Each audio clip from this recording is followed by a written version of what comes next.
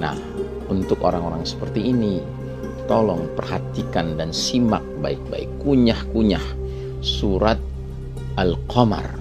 Di dalam satu surah ini ada 4 ayat yang bunyinya sama persis. Ayat 17, ayat 22, ayat 32, dan ayat 40. Apa bunyinya? Walaqad yassarnal Qur'ana lidzikri fahal mim muddakir. Dan sungguh telah kami turunkan Al-Quran sebagai pelajaran, sebagai peringatan. Adakah orang yang mau mengambil pelajaran? Adakah orang yang mau mengambil peringatan?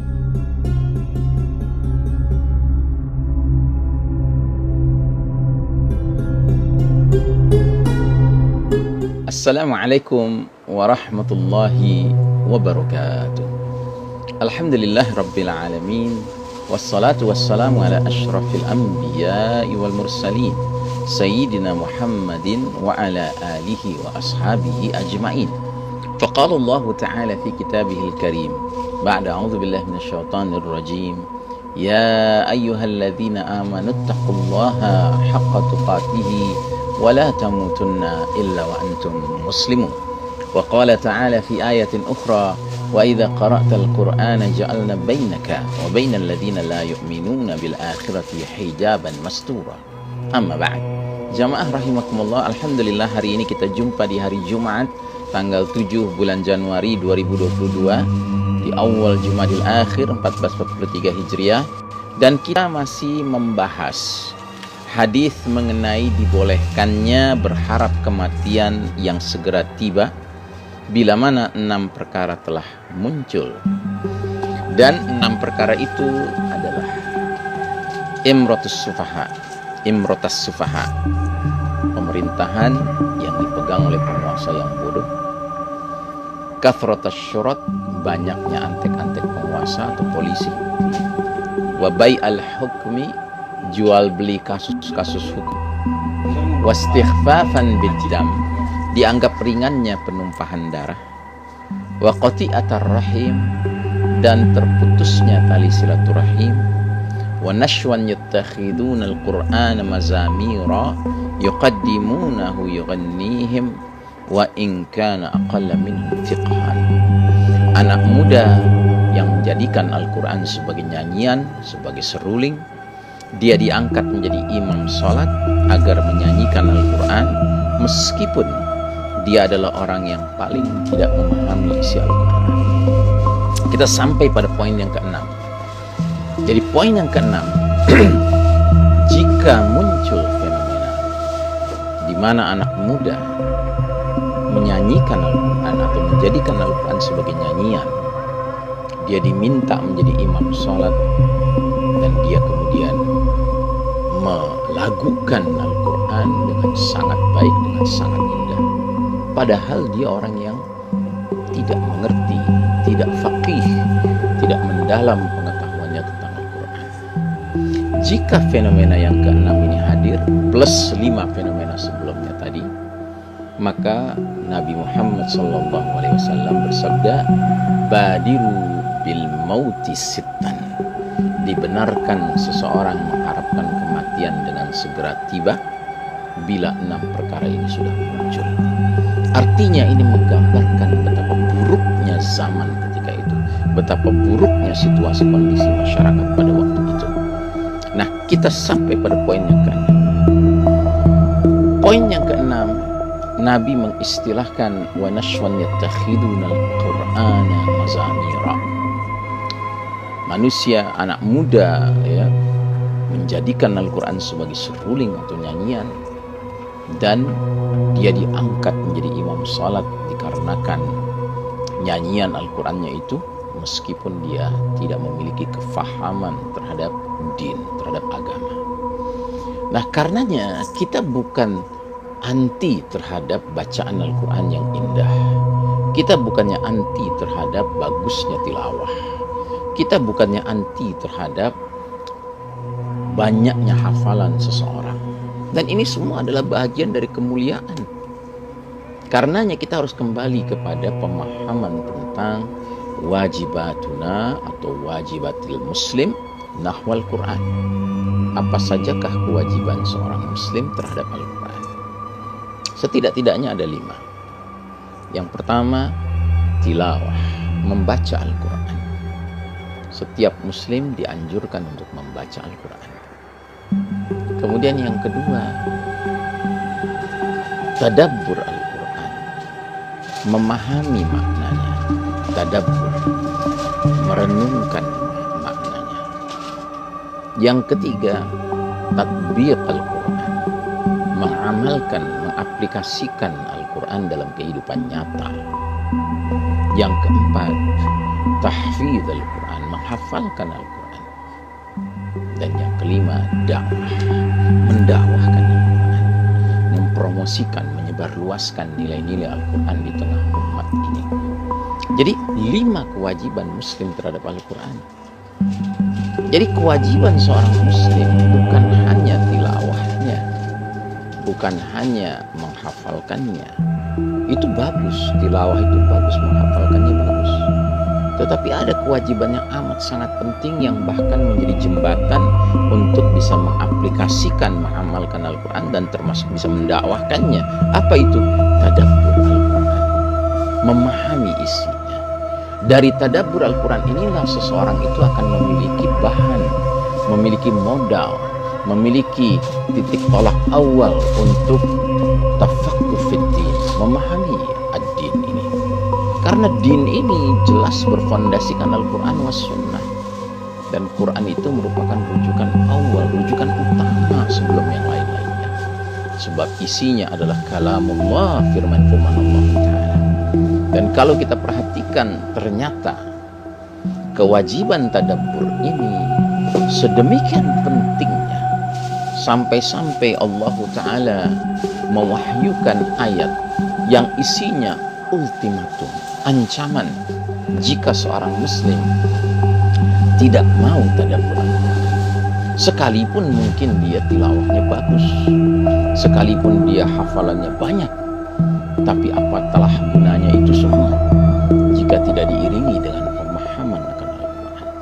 Maka kita simak surat Muhammad ayat 24, di mana Allah Ta'ala mengeluarkan ultimatum yang berbunyi, ba'da auzubillahi minasyaitonir rajim, afala yatadabbaruna al-Qur'ana am ala qulubin aqfaluha. Tidakkah mereka memperhatikan, mentadabburi, berusaha mengkaji, memahami isi Al-Quran, ataukah hati mereka telah terkunci? Dan kata terkunci di dalam ayat ini menggunakan kata aqfaluha, am ala qulubin aqfaluha, ataukah hati mereka telah terkunci? Aqfaluha, kata aqfal ini berasal dari kata qafl. Qafl artinya gembok, sedangkan aqfal itu artinya gembok lebih dari satu. Jadi gembok dalam bentuk plural, dalam bentuk jamak. Bayangkan.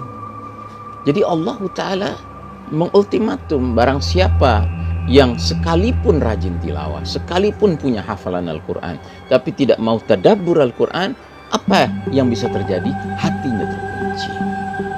Karenanya dalam realitas masyarakat, kita jumpai ada orang-orang tilawahnya Masya Allah, hafalannya Masya Allah, tapi kok diberi nasihat sulit sekali.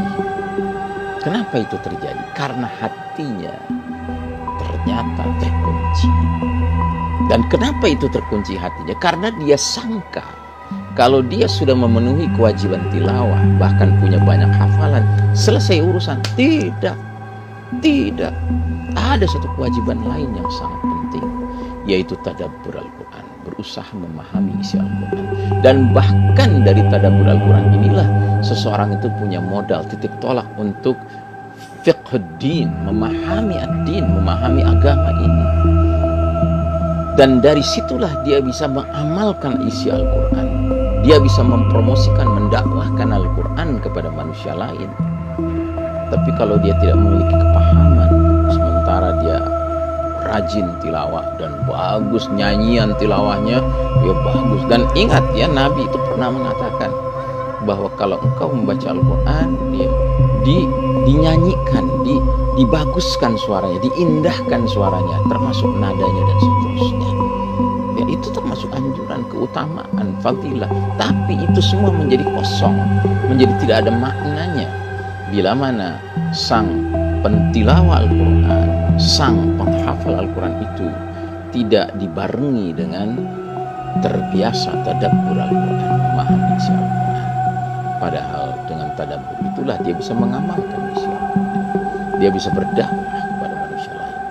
Tapi kalau cuma modalnya tilawah dan hafalan, dan ini bukan cuma ya, bisa tilawah Al-Quran, bisa hafal Al-Quran, itu jelas bukan perkara cuma, itu perkara banyak, besar. Tapi alangkah timpangnya kalau tidak diiringi, tidak dibarengi, tidak disupport ya dengan tadabbur, memahami isi Al-Quran. Nah, mungkin ada yang berkata, bagaimana caranya kita memahami isi Al-Quran? Justru itu, kita ini masyarakat yang tidak berbahasa ibu, bahasa Arab, sehingga kalau kita tilawah Al-Quran tidak serta-merta kita memahami artinya. Maka kami menganjurkan, bikin program di rumah masing-masing. Pastikan setiap anggota keluarga kita setidak-tidaknya pernah satu kali membaca terjemahan Al-Quran dari awal surat Al-Fatihah sampai akhir surat An-Nas, terjemahannya lengkap dibaca. Dan biasanya kalau pernah membaca terjemahan Al-Quran, dia akan terdorong untuk membacanya lagi, mengulanginya lagi. Karena apa? Itulah mukjizat Al-Quran. Ada magnetnya, ada daya tariknya. Dan jika ada orang yang sudah pernah membaca terjemahan Al-Quran, lalu dia kemudian beralasan, aku sudah membacanya, tapi kok aku nggak kunjung faham. Nah, untuk orang-orang seperti ini, tolong perhatikan dan simak baik-baik, kunyah-kunyah surat Al-Qamar. Di dalam satu surah ini ada 4 ayat yang bunyinya sangat persis. Ayat 17, ayat 22, ayat 32, dan ayat 40. Apa bunyinya? وَلَقَدْ يَسَّرْنَا الْقُرْآنَ لِلذِّكْرِ فَهَلْ مِن مُّدَّكِرٍ. Dan sungguh telah kami turunkan Al-Quran sebagai pelajaran, sebagai peringatan. Adakah orang yang mau mengambil pelajaran? Adakah orang yang mau mengambil peringatan? Jadi Allah Ta'ala melalui ayat ini, dan ayat ini diulang sampai 4 kali dalam satu surah Al-Qamar, ingin menegaskan bahwasanya Allah Ta'ala telah memprogram, menginstal Al-Quran itu sedemikian rupa untuk mudah difahami sebagai sumber pelajaran, sumber ilmu. Tidak ada orang yang boleh mengatakan dia sulit mempelajari Al-Quran. Tidak sulit, mudah. Karenanya urusannya di dalam ayat ini berulang-ulang ditanya, fahal min muddakir, adakah orang yang mau mengambil pelajaran? Urusannya bukan mampu dan tidak mampu, tapi soal mau atau tidak mau. Maka dalam pepatah bahasa Arab ada ungkapan yang sangat terkenal, manjadda wajad, barang siapa yang punya kesungguhan, dia akan dapatkan, dia akan temukan, dia akan peroleh. Begitu juga dengan semangat kita untuk memahami isi Al-Quran, memahami Islam ini. Sesungguhnya Allah Ta'ala telah men-setting Al-Quran sebagai sumber mukjizat utama Nabi Muhammad SAW, sebagai sebuah kitab yang kalau kita sungguh-sungguh mau mempelajarinya, Allah akan mudahkan kita memahami ya, isi Al-Quran itu. Semoga Allah Ta'ala menjadikan generasi muda kita dan bahkan kita sendiri menjadi pencinta Al-Quran, tidak saja dalam hal tilawahnya, dan bahkan tilawahnya diiringi dengan senandung yang indah terdengar. Tidak saja hafalannya, tetapi bahkan tadabburan, berusaha memahami isinya dalam kerangka bisa tatbiq, mengamalkannya, dan bisa berdakwah ya, menyebarluaskan nilai-nilai Al-Quran. Wassallallahu ala nabiyina Muhammadin wa ala alihi wa sahbihi ajmain. Wassalamualaikum warahmatullahi wabarakatuh.